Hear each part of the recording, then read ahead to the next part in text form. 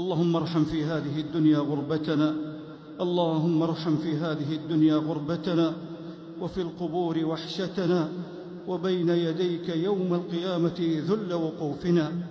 يمن كتابنا ويسر حسابنا، وثبت على الصراط أقدامنا، واجعل الريان في الجنة بابنا، والمصطفى صلى الله عليه وسلم شفيعنا، وأسقنا من يده الشريفة شربة هنيئة لا نظمأ بعدها أبدا.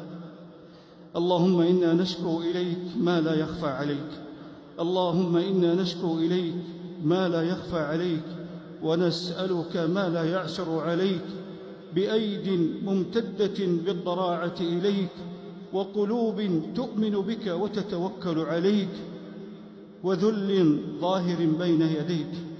اللهم اجعلنا بالعروة الوثقى من المعتصمين، اللهم اجعلنا بالعروة الوثقى من المعتصمين، وألهمنا من الرشد ما يجعلنا من الراشدين، وألهمنا من الرشد ما يجعلنا من الراشدين، ومن خشيتك ما يبلغنا مكانة المتقين يا رب العالمين.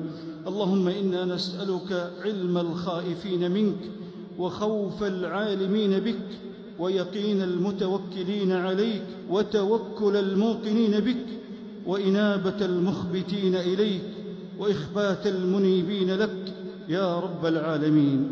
اللهم إنا نسألك الهدى والتقى والعفاف والغنى. اللهم أنزل عاجل الرحمة على عبادك المرضى، اللهم أنزل على عبادك المرضى عاجل الرحمة. اللهم اشف أبدانهم، اللهم أعلها إلى العافية، واجعل محل الداء دواء، ومكان السقم شفاء يا رب العالمين. اللهم اغفر للمسلمين والمسلمات، والمؤمنين والمؤمنات، الأحياء منهم والأموات، إنك سميع قريب مجيب الدعوات. اللهم إنا نعوذ برضاك من سخطك، وبمعافاتك من عقوبتك، وبك منك لا نحصي ثناء عليك أنت كما أثنيت على نفسك. وصل اللهم على نبينا محمد وعلى آله وصحبه أجمعين.